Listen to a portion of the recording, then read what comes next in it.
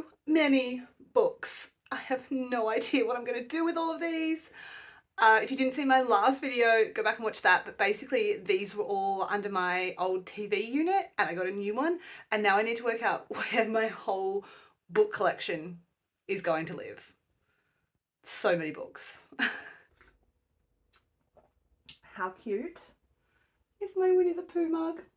I got this mug for my, I'm pretty sure it was my 10th birthday. I deliberately held off on filming this video until right now. It's a Saturday morning and I was like, I'll get up, I'll have beautiful natural light, everything will be great. It is a cloudy, I don't know if it's rained, I think it might have rained. It's not raining right now, but it's super, super cloudy and overcast out there and there is like no natural light. So I'm really noticing the light bouncing off everything. I'm using a ring light, which I never use. It's not my favorite. But I'm really excited about this video and so I just wanted to get it filmed because it's the first time that I'm ever doing like a bookish tag video. So yeah, really, really excited to be involved. I've been enjoying watching other people's mid-year freakout tag videos and I've gotten a lot of ideas for my TBR list from other people's videos, so I thought, why not do my own? Okay, up first. Best book I've read so far in 2024 is going to I'm Glad My Mum Died by Jeanette McCurdy. Now, I actually listened to this as an audiobook and you might sense a little bit of a theme in the books I'm about to share because I have been thoroughly enjoying listening to audiobooks that are narrated by the person who wrote them. So Jeanette McCurdy's book is a perfect example. She wrote it, she reads it. It's like you're listening to her telling you a story, like you're sitting with a friend and she's chatting about what's happened in her life. She's witty, she's clever, she's had one hell of a life. And so much, I guess, adversity you could say, and just such a complicated relationship with her mother. And I just felt that the book was really, really well written. It was a really interesting insight into that life of kind of like a child star. And I loved being able to listen to her tell the story. So 5 stars, highly recommend you check it out if you haven't already. I know it's a very, very popular book, so I know a lot of people have already read it, but it took me a little while to get around to it. Yes, so my best book that I've read so far this year, I'm Glad My Mum Died, Jeanette McCurdy. The best sequel I've read so far in 2024. Now, I was doing a bit of a toss-up. I don't know if you know if I'm wearing my Basgaff Fourth Wing shirt right now. So I am a little bit partial to like the Fourth Wing series, and Iron Flame came out and I did read it and I did give it 5 stars. But I have also, like everyone else, you know, have been reading ACOTAR, and I recognise how late I am to the ACOTAR train. I'm absolutely jumping on the TikTok trend, but I read A Court of Mist and Fury and absolutely loved it. Definitely 5 star, and I think I'm going to go with that as my best sequel, just because I think the ACOTAR series has a bit more of that surprise factor. I didn't really see the things that happened in A Court of Mist and Fury happening. I didn't predict them, and so I really liked that about that book. All right, next up is my biggest disappointment that I've read this year, and this book is actually a DNF. I did not finish. Like, I don't even think I got a quarter of the way through. I could not deal with this book, and it was Beautiful World, Where Are You by Sally Rooney. I hated it. I don't know if it was the teacher in me, but like, use some punctuation, please. Like, what in the world? It is so much dialogue, and yet there are no speech marks. There are just no indicators of who's speaking or where you're up to. You have to pay such close attention, and the story was not gripping me enough to put in that much attention to stick with it. I know it's got good reviews. I know a lot of people love Sally Rooney, and a lot of people love this book. Do not recommend, do not waste your time. Sally Rooney, get a better editor, please use some punctuation. Now, onto my biggest surprise. This is a book I loved. Now, this is actually another book that I listened to the audiobook. So another book where the author of the book was able to read it to me, and I just love that about a book. And it was Grimoire Girl by Hilary Burton Morgan. So she's the actress that played Peyton in One Tree Hill, and that's why I chose to read the book, because I liked her as an actress, and I was like, this sounds interesting. I am quite interested in kind of like that witchy, spiritual sort of theme. So to be clear, this is a non-fiction text, and it's Hilary kind of telling stories of her life and I guess her own kind of almost spiritual journey with witchcraft and that kind of a world. And it's kind of like how she's kept her own grimoire of things from her life, and yeah, it's sharing knowledge, it's sharing stories. I was just really captivated by it. I thought she was highly entertaining and I loved her reading it to me. I normally listen to audiobooks when I'm driving in my car places, and with this book I was so captivated by it that I was actually finding time to like just sit in my house with my earbuds in and listen to the story, because I just, yeah, it captivated me. That's the best way I can describe it. So if you're kind of into like the supernatural, witchy, spirituality, kind of like ancient Greek gods, that kind of stuff, check it out. Check it out. I thought it was awesome. Okay, the book that made me cry, I am still reading right now.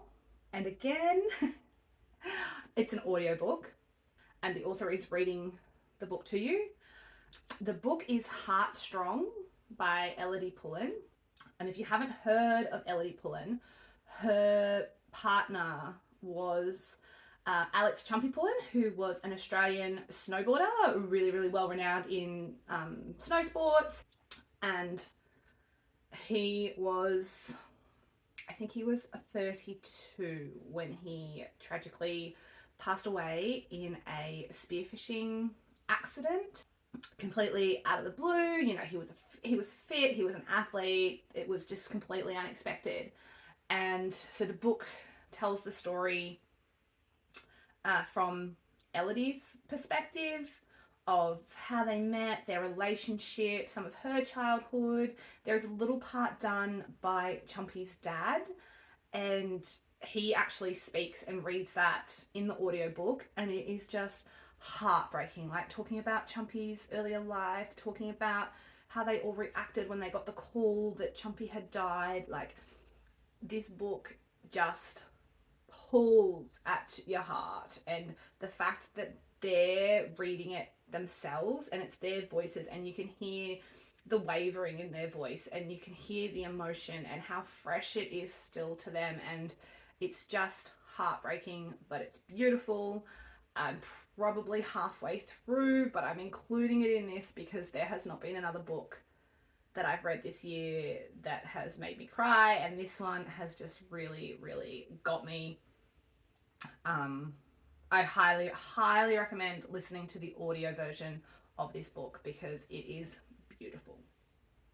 Okay, favorite book to movie adaptation. I'm going favorite book to TV show adaptation, and I haven't read the book. I wanted to. My local library doesn't have it, and I very, very actively borrow books from my local library and don't buy books. And so here's the deal. Okay, this is why I picked this book to TV thing. Okay, so the book and the TV show are called My Lady Jane, and they're about Lady Jane Grey from English history. Now, the books were written by 3 women, and they basically took the history of Lady Jane Grey and kind of rewrote it, made it like more fun, interesting, gave Lady Jane Grey a bit more of a personality rather than just the queen who was on the throne for 9 days and then got killed. They put like a bit more of a backstory in there, and it's, you know, it's not realistic historical information. So I haven't read the book, so I don't know how closely the book is being followed in the TV series, but my favourite author in the whole wide world has been for years and years and years, Gemma Burgess. She writes 2 of my favourite books of all times, The Dating Detox and A Girl Like You. And so she found or read the book version of My Lady Jane and just thought it was amazing, thought it was awesome, thought she could do cool things with it. So she's taken the book and she is the screenwriter and the executive producer, and she's turned it into this TV series that has just come out on Amazon Prime. I started watching it literally last night.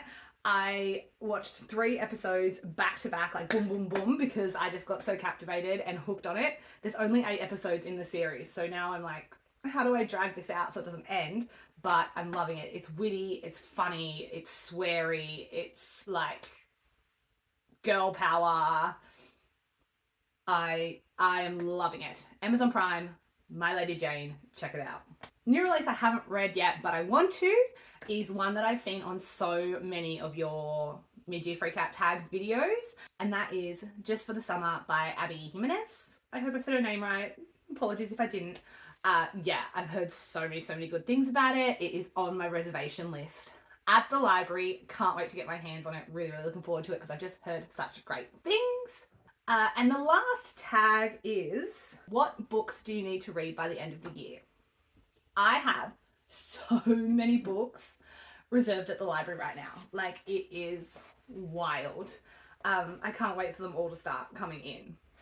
So I've just picked a couple of key ones. Obviously, Just for the Summer, that is high on the list of books I want to read. And then also Funny Story by Emily Henry. Have heard great things. The Four by Ellie Keel. I hadn't really heard much about this one, but it's a new release and it popped up on my new things that the library got in, and it just sounds quite interesting. So I'll let you know once I've read that one. And Magnolia Parks by Jessica Hastings. What can I say? I am absolutely influenced by a little bit of TikTok book talk. Book talk, yeah. I love book talk recommendations because that's how I started reading Fourth Wing. It's how I started reading the Avatar series, and I have clearly really enjoyed those. So yes, Magnolia Parks is on that list. And that's a little wrap up of the Midyear Freakout Tag. I have read 26 books so far in 2024. My goal for the year is 40, so I'm doing really well with that. Like I said, I'm reading a mix of audiobooks and physical books. I get all my physical books from the local library. If you're not utilizing your local library, I strongly encourage you to get around it. It is saving me so much money, but it's also exposing me to books that I wouldn't have thought to read or I wouldn't have known to pick up, and I'm loving that about it. And it's just so low stakes. Like when I got that Sally Rooney book and hated it, I didn't feel bad because I hadn't spent any money to buy it. I literally just went, this is shit, and I put it aside. So yeah, strongly recommend going to your local library. I am really looking forward to reading more physical books and listening to more audiobooks for the rest of the year.